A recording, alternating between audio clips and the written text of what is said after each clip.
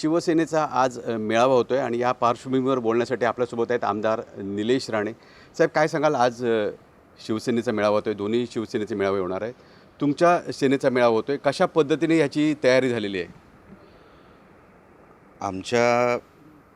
आम्हाला जर विचारलं तर शिवसेना एकच आहे. आणि शिवसेनेचा मेळावा हा नेस्कोला गोरेगावला होणार आहे. बाळासाहेबांची शिवसेना आणि त्यांच्या विचारावर चालण्याचं काम सन्माननीय राज्याचे उपमुख्यमंत्री सन्माननीय शिंदेसाहेब करत आहेत. समर्थपणे शिवसेना सांभाळण्याचं काम करत आहेत, शिवसेना वाढवण्याचं काम करत आहेत. या गोष्टीचा आता अभिमान आहेच. आणि या संघटनेमध्ये मला काम करण्याची संधी मिळाली. आज शिवसेनेचा आमदार म्हणून एक वेगळा रुबाब असतो महाराष्ट्रामध्ये, तर त्या अनुषंगाने मला आज खरोखर आनंद होतो आहे. आमच्या संघटनेला 60 वर्ष पूर्ण झाली आणि शिवसेना अजून वाढावी, कानाकोपऱ्यामध्ये आहेच, अजून ती घट्ट व्हावी, शिवसैनिक वाढावेत आणि जो वैभव सन्मान्य बाळासाहेबांना अभिप्रेत होता तो सन्मान्य शिंदेसाहेबांच्या नेतृत्वाखाली शिवसेनेला मिळावा, एवढीच फक्त इच्छा आहे. नक्कीच. अगदी बघितलं तर काल बंडखोरीचं ग्रहण पाहायला मिळालं आणि संपूर्ण महाराष्ट्र नव्हे तर संपूर्ण देशभर याची चर्चा होती. आज मेळावा होतोय, या पार्श्वभूमीवर 6 बंडखोर खासदार जे आहेत ते तुमच्याकडे येत आहेत. कशा पद्धतीने एकूणच वातावरण आहे, काय सांगाल? टीका टिप्पणी होते? बघा, टीका तर होणारच. ज्यांच्या पक्षामध्ये कोण राहायला तयार नाही, संजय राऊतसारखी व्यक्ती ज्या पक्षामध्ये आहे, अशा वेळेला तो पक्ष अनस्टेबल होणारच. त्यांची कामं तिथे होत नाही, नेते भेटत नाही, पक्षामध्ये ध्येय धोरण आता काय राहिलेलं नाही.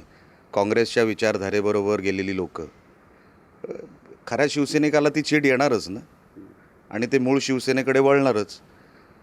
हिंदुत्वाचा विचार घेऊन स्वर्गीय बाळासाहेब ठाकरे साहेबांनी ह्या संघटनेचं ह्या पक्षाची स्थापना केली. आणि आज जर काँग्रेसबरोबर काही लोक जाणार असतील, नेतृत्व जाणार असतील त्या पक्षाचं, ते कसं खपून घेतील कोण? आणि म्हणून इथे कामं होतात, इथे नेते भेटतात, ह्या संघटनेमध्ये सगळ्यांना संधी आहे, लोक येणार आमच्याकडे. आणि म्हणून मी तुम्हाला काल पण बोललो की नजर जरी गेली ना तरी आमच्याकडे लोक येतात, आम्हाला काय बोलवायला गरज पडत नाही आहे. असं असताना आता आत्मपरीक्षण करण्याची वेळ हे उभाटावर आलेली आहे की आपल्याला लोक का सोडून चाललेले आहेत, आणि सोडून जाताना आपण काय बोलतो आहे, कुठल्या भाषेचा वापर करतो आहे, ह्याचा कधीतरी भान ठेवला पाहिजे. संजय राऊतांना तर अक्कल नाही, पण उद्धव साहेबांनी तरी विचार करायला पाहिजे, कारण का पक्ष प्रमुख ते आहेत त्यांच्या पक्षाचे. आपण एका माणसामुळे पक्षाचं किती वाटोळं करणार आहोत? ह्या सगळ्यांचं काय म्हणणं आहे एकदा ऐकायला पाहिजे होतं. ऐकायचंच नाही, आम्ही तुमचं ऐकणारच नाही, तुम्हाला जायचं आहे तर चालते व्हा, ही भाषा झाली. कोण थांबणार हो? तुमच्या घरात जरी तुमच्याशी अशी कोण भाषा बोलला, तुम्ही घरात तरी थांबाल का? हे घमेंड अजूनपर्यंत काही गेलेली नाही, दिसत नाही घमेंड गेलेली. जोपर्यंत ही घमेंड राहणार. बघा, बाळासाहेब होते ना, ते जपायचे, ते जवळ आणायचे, जवळ करायचे. कोण लांब गेला ना, बोलवायचे की बघ त्याला बोलवून घे, मला काहीतरी वाटतं आहे की बरोबर नाही तो लांब असलेला. बाळासाहेब स्वतःहून बोलून घ्यायचे. मग आता काय हरवलं त्या संघटनेमध्ये? तर इकडे सन्माननीय शिंदेसाहेब सगळ्यांना जवळ घेतात, सगळ्यांना विचारतात, काय बाबा तुझं काय? हेच पाहिजे असतं ना. पैसा कुठे असतो? आपल्याला कोणतरी सांभाळणारा, कोणाचा तरी आधार लागतो. इकडे सांगणार तुम्ही चालते व्हा. अरे चालते व्हा. संघटनेमध्ये प्रत्येकाने योगदान दिलेलं असतं. एका प्रमुखामुळे सगळं काय हाताळलं जात नाही. सगळ्यांना मान सन्मान हवा असतो. तो मान सन्मान दिला गेला नाही तर पक्ष बदलणारच लोक. अच्छा, खऱ्या शिवसेनेमध्ये आलेत, त्यांना ते काँग्रेसचे विचार पटत नसतील, आले आमच्याकडे. आणि आता तर मी तुम्हाला कालही सांगितलं, हे तर फक्त खासदार आलेत, आता आमदार पण येणार आहेत, काही जिल्ह्याचे प्रमुख नेते पण येणार आहेत. हे थांबणार नाही. नक्कीच. तुम्ही म्हणताय की अजून मोठ्या प्रमाणात रीग लागलेली दिसेल. जे 6 खासदार उद्धव ठाकरेंना सोडून जात आहेत, ते 6 खासदार आज एकनाथ शिंदेंच्या व्यासपीठावर पाहायला मिळतील का? बघा, मी आज मी इथे आहे अजूनपर्यंत. मी आता मुंबईसाठी निघणार आहे. मी सिंधुदुर्गात आहे. मुंबईला मी आता दुपारी पोचीन 4-5 वाजता. काय रूपरेषा आहे कार्यक्रमाची हे तिकडे कार्यक्रमाच्या स्थळावर गेल्यावरच कळेल. काय नियोजन आहे हे तिकडे गेल्यावर कळेल. मी नियोजनाच्या बैठकीत होतो तोपर्यंत ते सगळं क्राऊड मॅनेजमेंट, कोण कुठे काय करणार वगैरे त्या मॅनेजमेंटमध्ये होतो.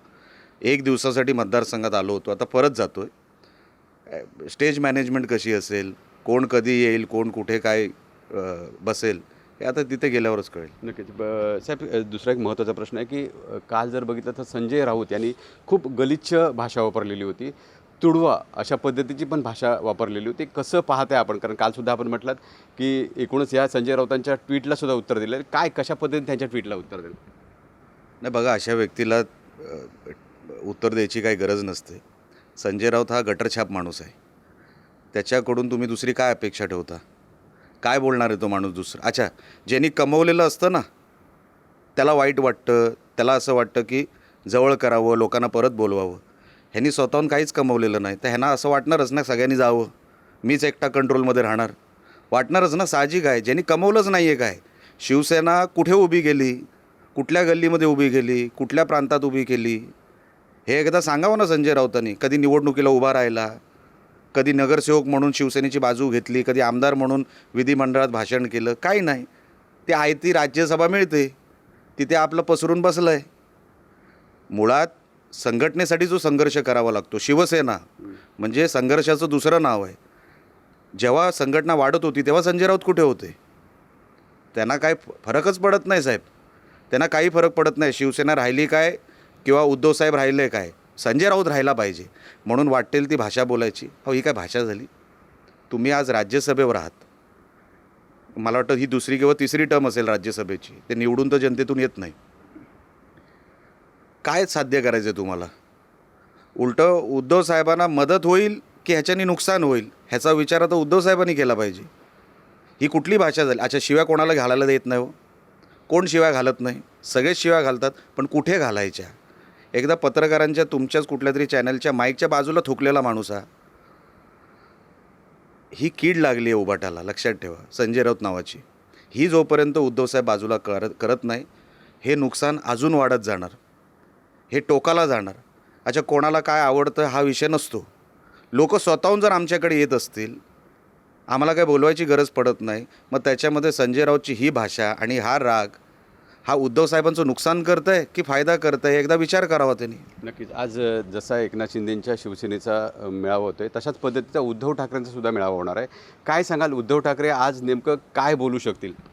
बघा, मी उद्धव साहेबांच्या भाषणाबद्दल मी काय बोलणार, ते त्यांच्या पक्षाचे नेते आहेत, ते त्यांचं भाषण करतील.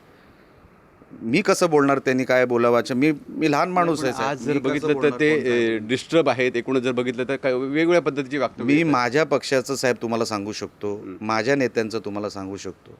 मी उद्धव साहेबांचं तुम्हाला कसं सांगणार? मला नाही माहीत. अशा माहिती करून घ्यायची मला काय गरज आहे? मी माझ्या पक्षावर लक्ष देईन की दुसऱ्या कुठल्या पक्षावर लक्ष द्यायचं असतं?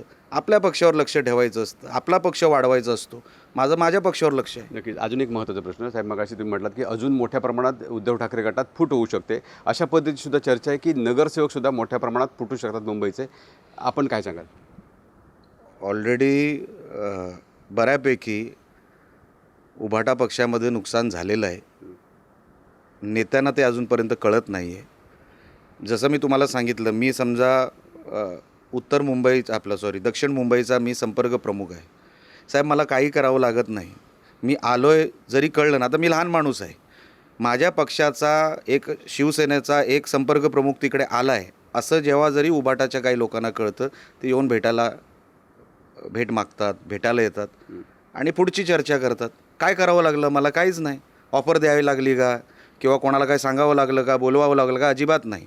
तिथे कामं होत नाहीत साहेब, लक्षात ठेवा. आपण निवडणुकीला जेव्हा जिंकून येतो किंवा पक्ष म्हणून काही कमिटमेंट देतो निवडणुकीला, त्या पूर्ण करायच्या असतात. जर पूर्ण झाल्या नाहीत तर ती लोकं काय करणार? अच्छा, नेत्यांनी काहीतरी सांगितलं पाहिजे. हा संजय राऊत एवढी बडबड करतो, त्याचा खासदार निधी कुठे जातो एकदा तपासा. नको तिथे खासदार निधी द्यायचा आणि मग लोकांना, शिवसैनिकांना असं ठेवायचं तात्कळत. हे बरोबर नाही. पक्ष सोडणार ना साहेब लोक. ह्यांच्याकडे आता बोलण्यासारखं काय राहिलेलं नाही, सांगण्यासारखं विचार देण्यासारखं काय राहिलेलं नाही. हे लोक फक्त दुसऱ्यांवर टीका करू शकतात, त्याच्या पलीकडे ह्यांना आता देण्यासारखं काही नाही. नक्की. अगदी शेवटचा प्रश्न साहेब, जर BMCमध्ये अशा पद्धतीची फूट पडली नगरसेवकांमध्ये तर किती नगरसेवक हे तुमच्या संपर्कात आहेत काय सांगा? तुम्ही फक्त नगरसेवकच का विचार करताय? आमदार पण तर आहेत. 20 आमदार आहेत. 12-13 जर आमच्याकडे आले तर आश्चर्य वाटायचं कारण नाही. नगरसेवकांचं कुठे घेऊन बसलायत? ते तर कधी संपर्कात असतातच. ते कामानिमित्त मंत्रालयात जातात किंवा BMCमध्ये जातात किंवा एरियामध्ये असतात, भेटतच असतात. ते संपर्क सगळ्यांचा सगळीकडे असतो. काम करायची इच्छा कुठल्या पक्षात कोणाला आहे हे ती लोकं ठरवत असतात, आम्ही नाही. ते आमच्याकडे आले तर स्वागतच आहे. नक्कीच. तर हे होते निलेश राणे. त्यांनी म्हटलं आहे की पुढच्या काळात आणखीसुद्धा मोठ्या जर अशा पद्धतीची फूट झाल्याचं दिसल्यास आश्चर्य वाटायला नको. कॅमेरामॅन आपा मालवणकरसह विकास गावकर, TV9 मराठी, सिंधुदुर्ग, मालवण.